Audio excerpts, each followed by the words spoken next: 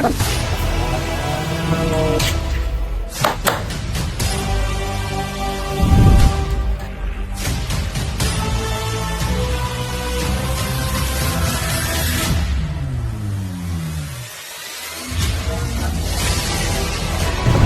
guys, super yummy goodness na ba ang harap nyo? Yan! Dito tayo ngayon guys so may General Kalentong.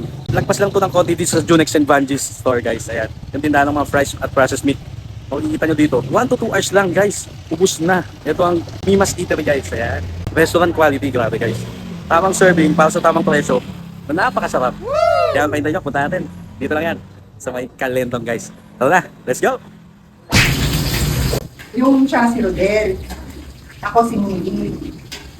Tapos, yung Mimas, ano yun name namin ng anak ko. Ako Pili, siya Marco. Tapos, yung baby siya, tawag na sa akin, Mima, kabaligtaran ng mami. So, nung i-open namin to, yun, siya yung pangalan ng Mima. Pero tawag sa akin ng mga tao, Mima, tuloy. Sabi, Ate Mimas. Ate Mimas, ganyan. Dito namin sa binabago.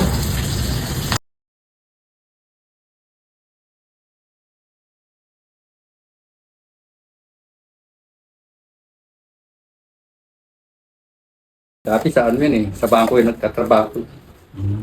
Walang alam sa luto yan. Pareho kami, nag-negosyo ako nung binata ako. Bigas, nag-deliver ako ng bigas. Tapos napunta ako sa lumber, sa mga kahoy. Pag Monday, usually, giniling. Pero ina-alternate namin. Next Monday, minudo naman. Tapos ang gulay namin, pakbet. Na yung sabaw, minsan nilagang pata, or tinaw lang ribs, ganyan. Everyday bago.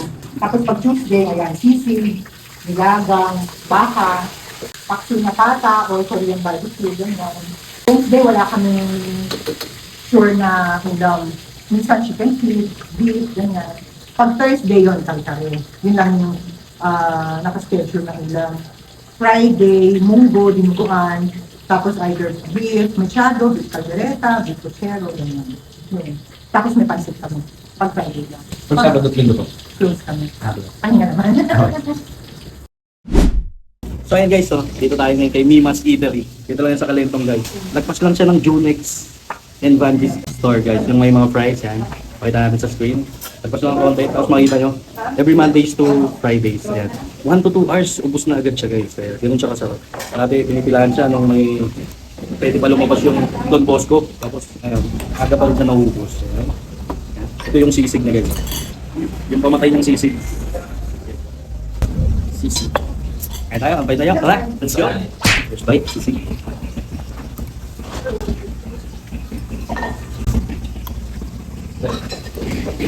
Smoky. Tapos, tamang asin. Ito yung smoky ng ihaw.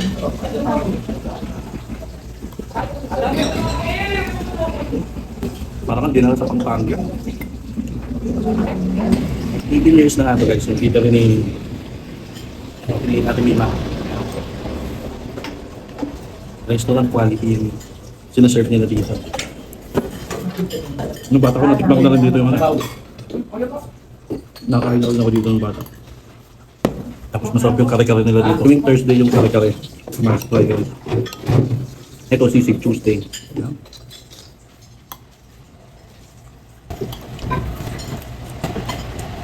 Kaya sa mga tatakam dyan guys, kung ano itong Italy ni Aling Mima. Mabay tayo, ito na. Let's go! Mapasabaw, kanin, ulam, quality talaga guys. Kaya naman naubos to kasi a day before pa lang may naka-reserve na. May nagchat-chat na sa kanya agad guys. So ayun guys, kung gusto niyo ng restaurant quality na pagkain, dito lang sa may Kalentong. Ayun, 1 to 2 hours, ubos na siya guys. Ito ang Mimas Eatery.